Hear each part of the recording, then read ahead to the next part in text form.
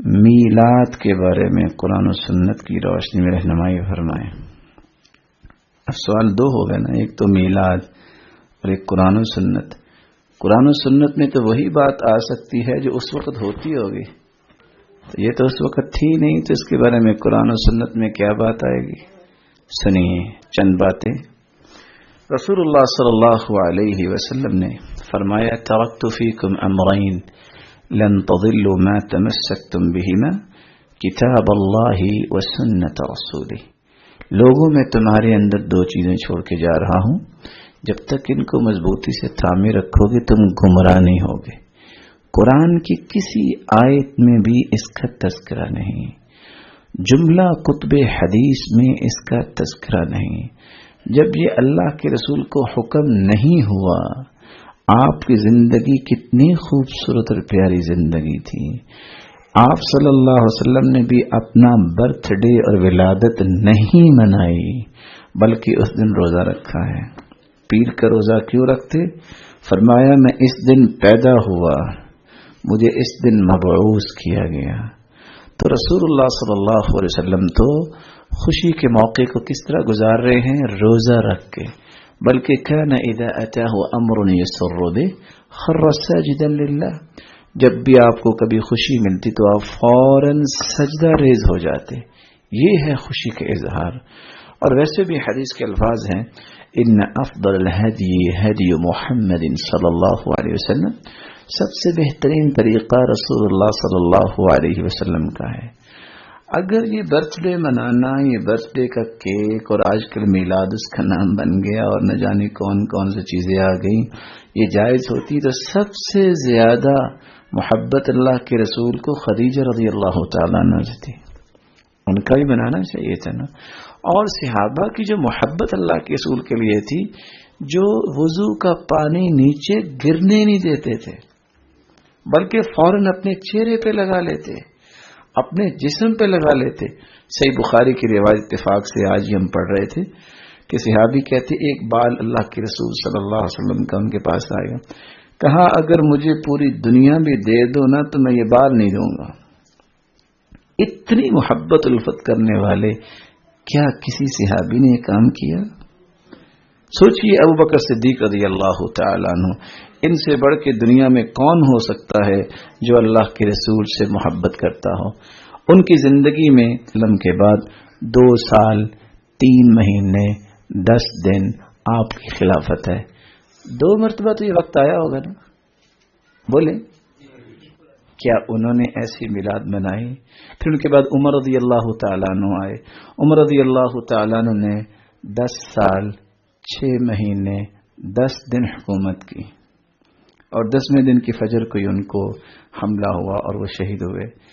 10 مرتبہ تو یہ دن آیا ہوگا نا، لیکن کیا انہوں نے ایسا کیا؟ یہ کون ہے؟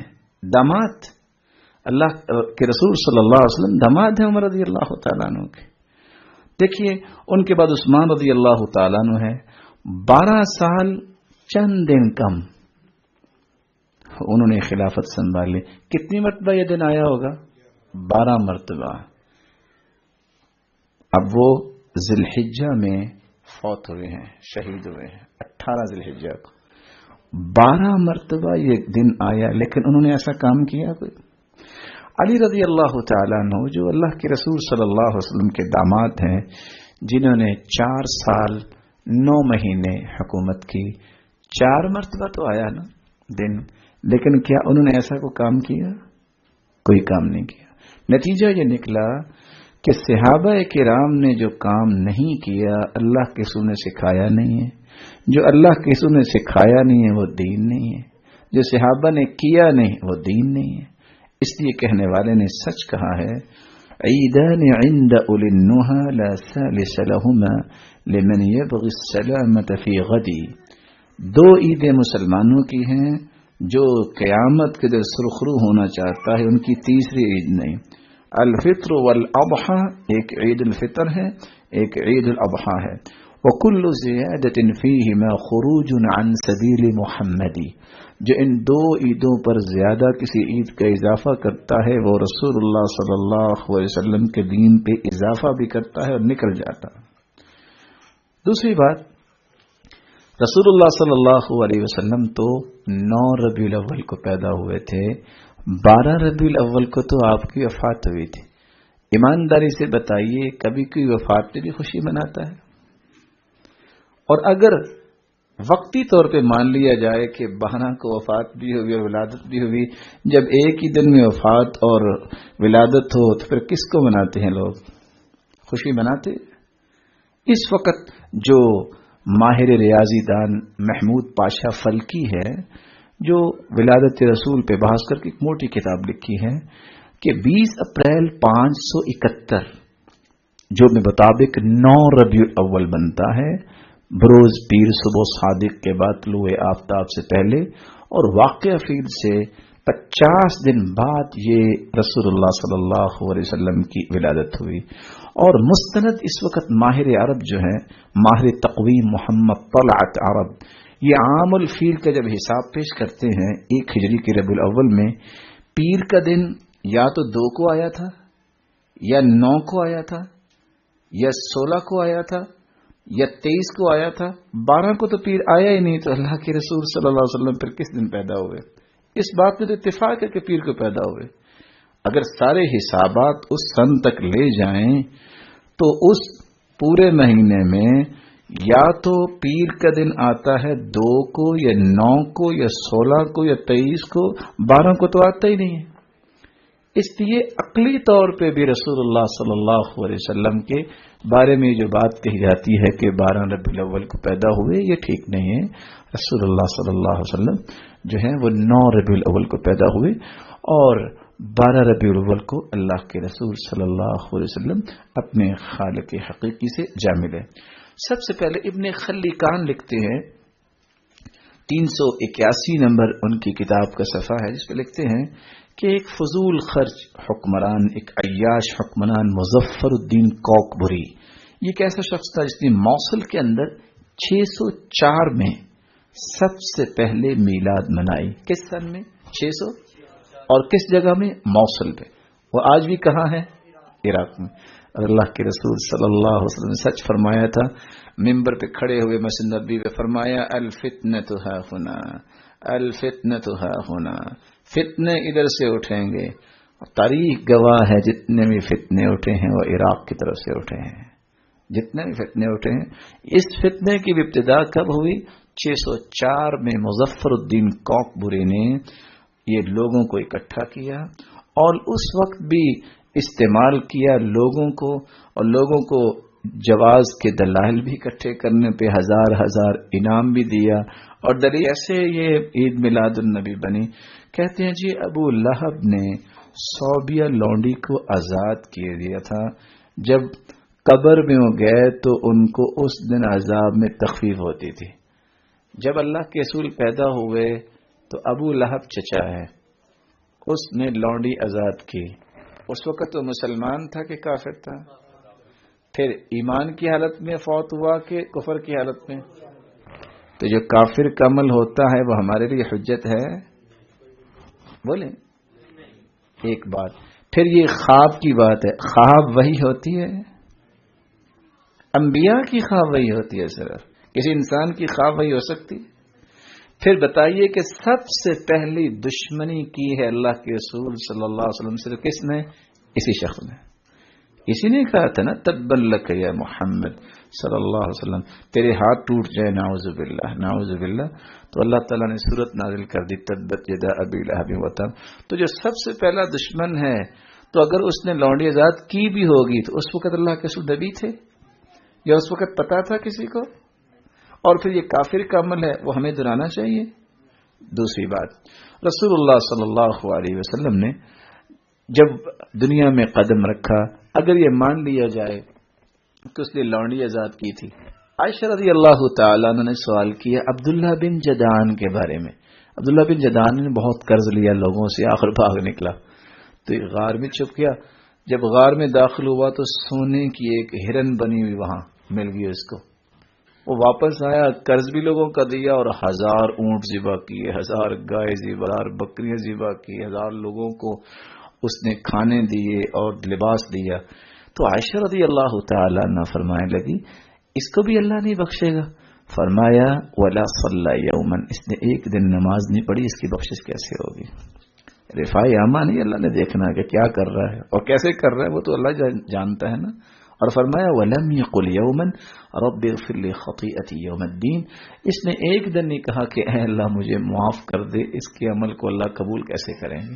اس لیے کافر کے عمل کو اللہ تعالی قبول نہیں فرماتے. ولا نقیم لهم یوم القیامت وزنا، کافروں کے اعمال کا وزن ہی نہیں کیا جائے گا، ان کو بغیر حساب کے جہنم میں داخل کر دیا جائے گا. تیسری اور آخری بات جو میں کرنا چاہتا ہوں وہ کیا ہے؟ فاطمہ رضی اللہ تعالی عنہا جب رسول اللہ صلی اللہ علیہ وسلم کے وفات کی خبر ملی تو کیا کہتی تھی؟ یا ابتا اجاب ربا دعا، یا ابتا من جنت الفردوس مأواہ الى جبریل ننعا. آج کون ہے جو میری بات پہنچائے؟ جبریل آئے اور یہ بات وہاں پہنچائے. اے میرے ابا جان آپ کہاں چلے گئے؟ 12 ربیع الاول کو جب رسول اللہ صلی اللہ علیہ وسلم دنیا سے چلے گئے، صحابہ کی حالت کیا تھی؟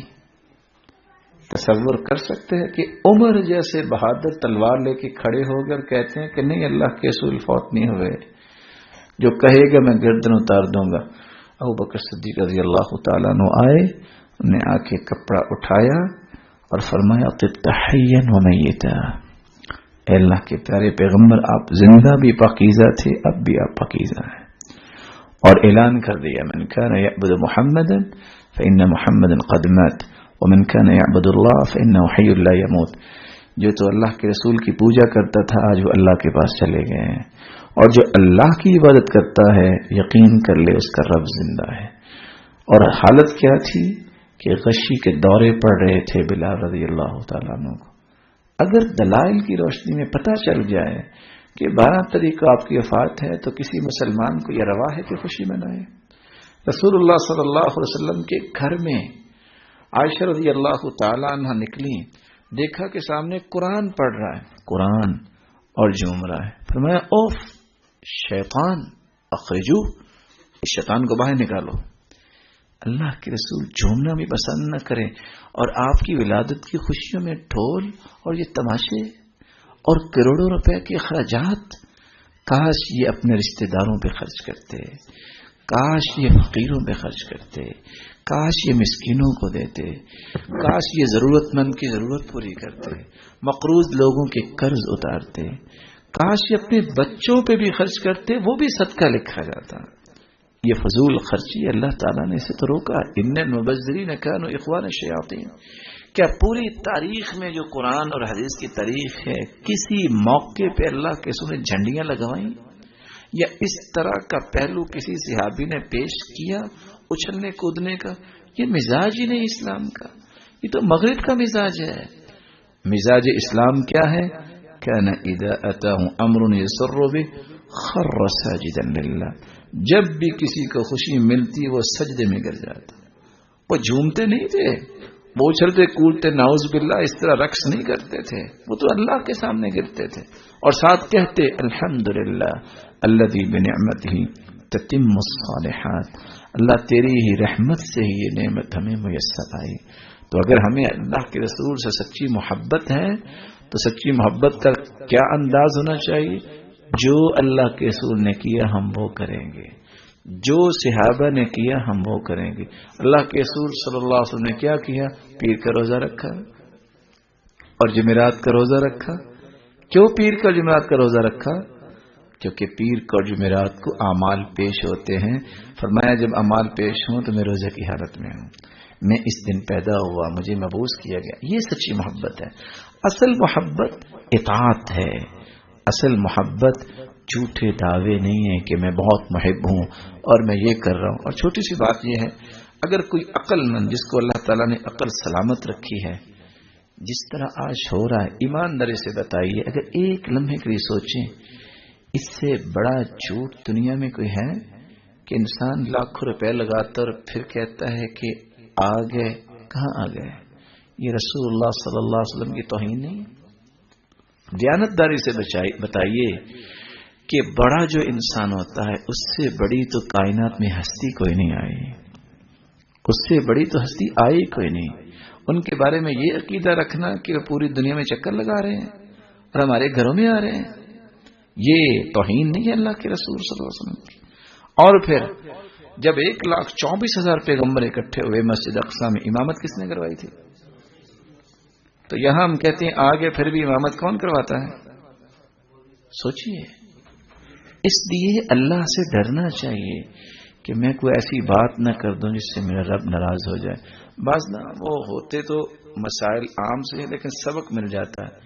وہ پچھلے 2 سال پہلے ڈیرہ غازی خان کی طرف انہوں نے ایک اچھی سی چیئر بنائی اور سب لوگوں کو کہا جی آج آمد رسول ہے صلی اللہ علیہ وسلم، اللہ ہمیں ایسے عقیدے سے بچائے۔ تو ایک شخص کو پتہ نہیں اللہ نے ہدایت دی ہوئی تھی، وہ پاس کھڑا تھا، تو جب انہوں نے کہا جی آگے تو سارے کھڑے ہو گئے، ابھی سارے کھڑے ہو گئے، تو چند لمحات نہیں گزرے تو چیئر پہ وہ مولانا صاحب بیٹھ گئے۔ وہ 2 قدم اس نے آگے بڑھا، اس نے ایک لگائی، لڑائی ہو گئی۔ ایسا جو صاحب آئے کہتے کیا مسئلہ؟ کہتا جی کتنا بدتمیز انسان ہے، پیدل مدینے سے چل کے آئے اللہ کے رسول صلی اللہ علیہ وسلم، تو یہ خود کرسی پہ بیٹھ گئے، ان کو واپس جانا پڑا ہے۔ اس کو سمجھ آ گئی کیا کہہ رہا ہے۔ اتنا یہ بدبخت انسان ہے کہ جو انبیاء کے پاس جائے تو امامت کرو، اس نے نماز بھی خود پڑھائی ہے، کرسی پہ بھی خود بیٹھا ہے۔ وہ ایسا جو صاحب سمجھ گیا کہ یہ کہنا کیا جا رہا ہے، یہ جھوٹ ہے۔ جو دنیا سے چلا جائے وہ واپس نہیں آتا۔ سوچئے رسول اللہ صلی اللہ علیہ وسلم کے بعد عمر رضی اللہ تعالیٰ عنہ شہید ہوئے، عثمان رضی اللہ تعالیٰ عنہ شہید ہوئے، علی رضی اللہ تعالیٰ عنہ۔ آپ صلی اللہ علیہ وسلم کی محبت ان تینوں سے زیادہ تھی کہ ہم سے زیادہ ہے، بولیے۔ لیکن کسی حدیث میں آیا کہ وہ آئے، یہ تصور رکھنا ہی بہت بڑا گناہ ہے۔ اس لیے وہ اللہ کی رحمتوں میں ہے۔ اللہ رب العزت ہمیں ان کی سچی محبت نصیب فرمائے، اور سچی محبت ان کی اطاعت میں ہے۔ جو کچھ انہوں نے فرما دیا اس کو قبول کرنے میں ہے، جس سے منع کر دیا اس سے رک جانے میں ہے۔ اللہ رب العزت ہمیں اپنے محبوب کی قیامت کے دن رفاقت نصیب فرمائے اور اپنے دیدار کا مستحق بنائے۔ وآخر دعوانا الحمدللہ۔